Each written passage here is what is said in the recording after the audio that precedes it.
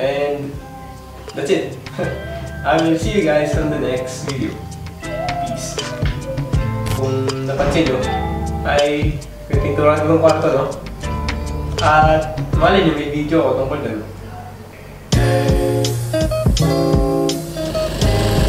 So, update. Pinipinturahan na sa waas yung kwarto ko, no?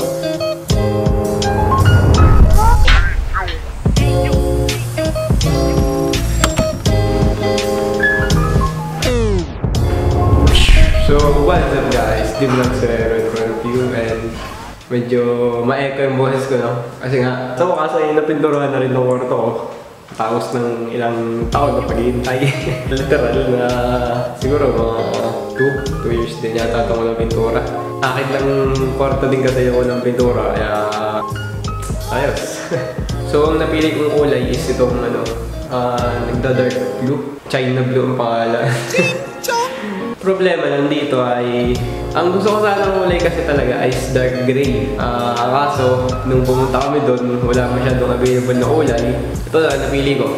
Bale, may pinag-ano din kasi ako eh, pinag-banayan din akong kulay. Ito yung pinagbasihan kong kulay. Hindi masyadong malapit siguro, yan, kung makikita na naman. Pero kapag sa personal mo makikita ay medyo lilinisin ko muna itong kwarto para makalimutan ako dito mamaya. Typical linis vlog. Let's go. So ang plano, wawalisin ko muna to para matanggal yung mga agiw-agiw. Tapos mamap natin to. Yun, isang tip yun. Magsimula kayo sa taas para yung mga dumi babagsak. Isang linisan na dito sa baba. Pagkakalam ko, ganun na. Tapos yan, after mamap nito, maglilinis tayo ng mga gamit-gamit kasi itong mga gamit-gamit dito ay sobrang maalikabok pa. Puro ano yan, skim coat. Gabok galing sa skim coat. So, kapunas nan, magtatry ako ng bagong arrangement dito. Bale, itong dito, ito, nakalagay yun dati doon. Ngayon dito ko na siya ilalagay sa harap ng bintana kasi doon yung nakalagay sa ilalim. And yung gabok na itong aircon na to ay dumidiretso dito. Kaya yan, tatry kong dito ilagay.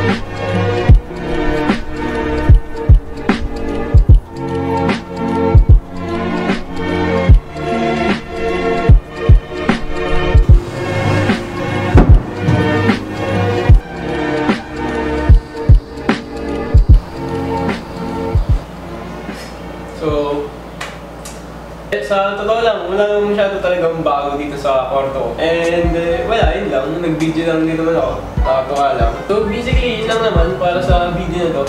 So wala na ipakita yung itong konting pagbabago na to. At ayun, dito na rin nagsisimula talaga yung ilang pagbabago man ang nangyayari.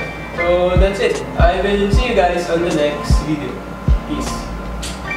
At kung nga pala, no, one more thing. Di ba, nakita nyo na meron akong strip light. Meron din ring light. Hindi ibig sabihin nun na TikTok na ako, no? Wala, yun lang.